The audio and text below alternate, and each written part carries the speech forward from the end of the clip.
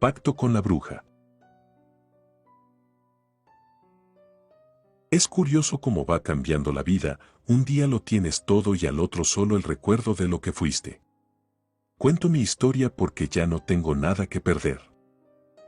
Hace 3 años tenía todo lo que podía esperar de la vida, un esposo que me amaba, responsable que se aseguraba de que nunca nos faltara nada, una casa hermosa en una zona residencial de Puebla, una camioneta del año, y por como si no fuera suficiente la vida nos bendijo con la llegada de nuestro primer hijo, Raúl.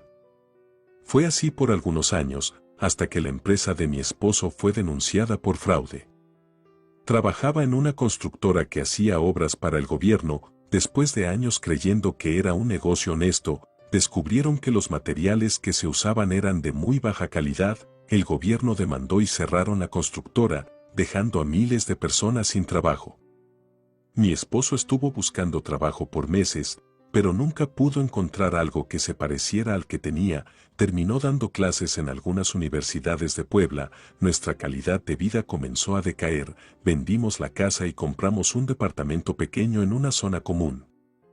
Vendimos también la camioneta y nos compramos un coche pequeño. Tuve que dejar a Raúl en una guardería para poder trabajar también.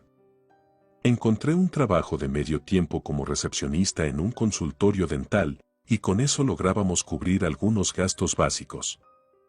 Después de un año buscando e intentando mejorar nuestra vida económica, sentí que por fin estábamos agarrando el ritmo de nuevo.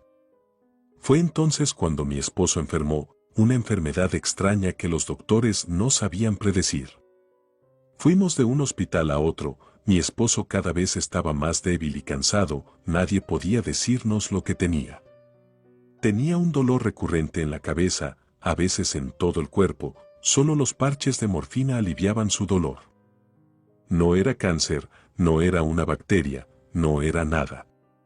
Veía cómo su vida se iba entre mis brazos sin poder hacer nada.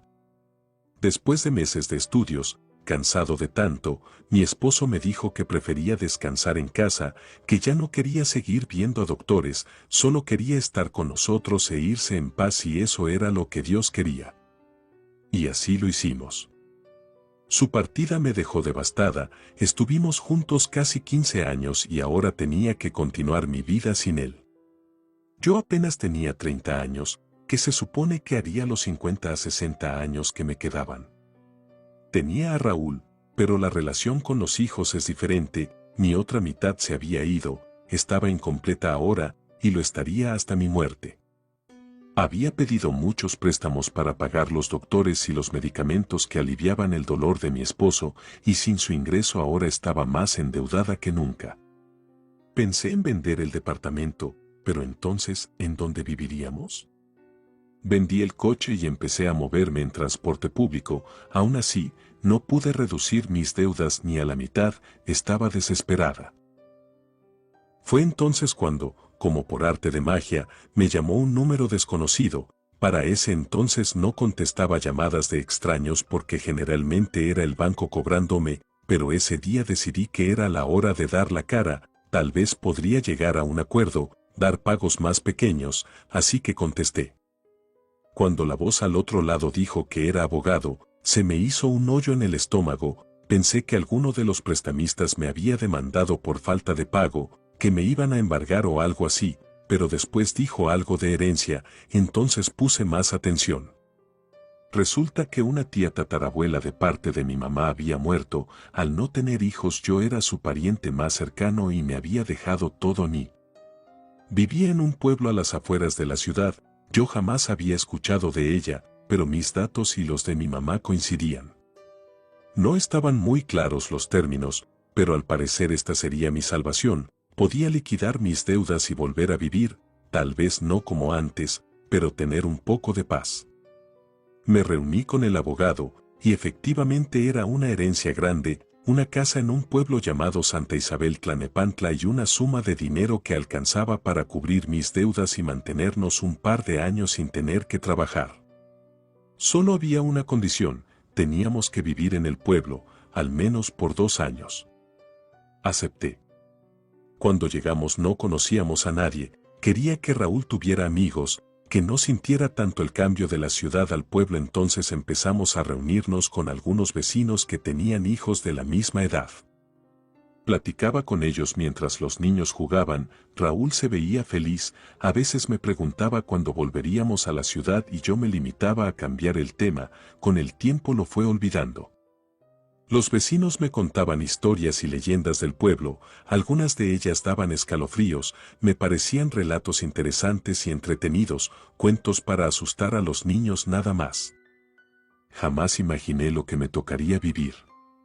Según las leyendas, hay una temporada del año en la que los nahuales, las brujas y todo lo paranormal se expone más en invierno. Precisamente nosotros llegamos al pueblo en noviembre, unas semanas antes de la feria. Al principio no le tomé importancia, pero el día de la feria, antes de salir de casa, Raúl jugaba con nuestra perrita en el jardín, era de noche y hacía frío, salí para ponerle un suéter y entonces vi a una mujer posada sobre un árbol, acechando. En ese momento no sabía lo que era, sentí un escalofrío que me recorrió todo el cuerpo, entramos a la casa, intenté mantener la calma para no asustar a Raúl. Pensé que probablemente era una vecina que estaba recolectando frutos del árbol, pero ese día y a esa hora, todos estaban listos para ir a la feria. Cuando salimos de la casa me encontré con una de las vecinas y le platiqué lo que había visto. Se puso seria y me dijo que debía tener mucho cuidado con Raúl, nunca dejarlo solo y que si volvía a pasar acudiera a ella. Tenía un libro antiguo con algunos rituales de protección que podíamos hacer en la casa para intentar proteger a Raúl, pero con las brujas nunca se sabe. A la noche siguiente, escuché a mi perrita ladrando afuera, pero pensé que había visto algún ratón, ya que en esa casa abundaban, pero cuando salí a colgar la ropa la vi tendida en el suelo sin moverse. Me acerqué y me di cuenta de que estaba muerta, rompí en llanto y miré alrededor buscando la causa de su muerte y estaba ahí, sobre el mismo árbol, la bruja. Raúl estaba dentro de la casa dormido, así que me di el valor de verla bien, directo a los ojos, retándola. La bruja voló hacia mí, me cubrí, pensando que me haría daño, pero solo pasó de largo. Cerca de mí, pude sentir el viento que provocó su vuelo. Corrí a la casa asustada, tomé a Raúl y nos fuimos a la casa de la vecina. Les conté lo que había pasado y me ofrecieron pasar ahí la noche. Estuve de acuerdo, algo me decía que la bruja no se daría por vencida tan fácil. Después de dormir a Raúl fui a la cocina y ahí estaba mi vecina, me ofreció un té caliente y un pan, me explicó que esas apariciones son comunes en estos días, me dijo que en las fiestas siempre se llevan a los niños. Rompí en llanto de desesperación. En ese momento la conversación fue interrumpida por la mamá de mi vecina, era una mujer muy anciana, quería decirme algo, pero su hija la interrumpió y entre regaños la llevó de vuelta a su habitación. Esa noche tuve un sueño horrible, estaba en un lugar oscuro, una cueva, hacía mucho frío y el viento silbaba entre las paredes, empecé a caminar, buscando una salida. Vi a una persona agachada en un rincón, le dije hola, para llamar su atención, se levantó lentamente y me vio. Era la mujer del árbol, era la bruja, me decía que el destino de Raúl estaba sellado y que no había nada que pudiera hacer para cambiarlo. Entonces comenzó a reír, su risa hacía eco en la cueva, intenté alcanzarla, pero por más que corría no avanzaba, quería golpearla, desaparecerla de nuestras vidas, grité y lloré, pero todo fue en vano.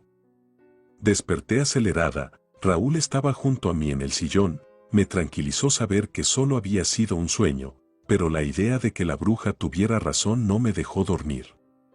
En la mañana, me levanté y fui a la cocina para prepararme un café, dejé a Raúl dormido en el sillón, me sorprendió ver a la anciana sentada en la mesa de la cocina, ya había preparado el café, parecía que me estaba esperando. Me dijo que había una forma de alejar a la bruja, me contó la historia de cuando ella era niña y la bruja había ido por ella. Todo era igual a lo que estaba pasando con Raúl.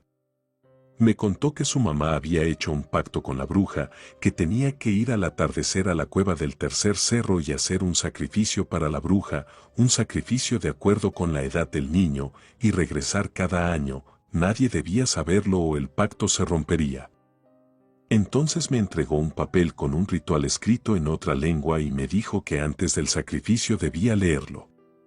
Esa misma tarde le pedí prestado su coche a la vecina sin decirle a dónde iría. Pasé a una veterinaria a comprar un ratón y me dirigí hacia el tercer cerro. Intenté acercarme lo más que pude con el coche, pero llegó un punto en el que tuve que bajar y seguir a pie.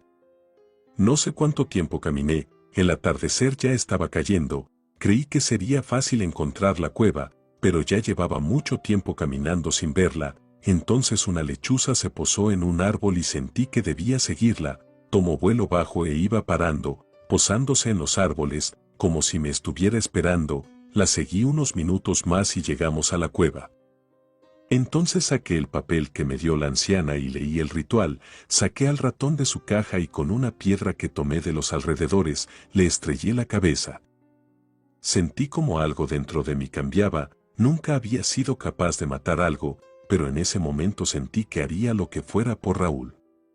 Me alejé de la cueva, empezaba a oscurecer, pero logré ver cómo algo salió de la cueva y devoró al ratón. Cada año sin falta la bruja me dice que quiere. Este año casualmente llegó a mi puerta el anuncio de una ranchería cercana al pueblo donde promocionan la venta de caballos. Cuando llegué a la ranchería la anciana estaba ahí, esperándome.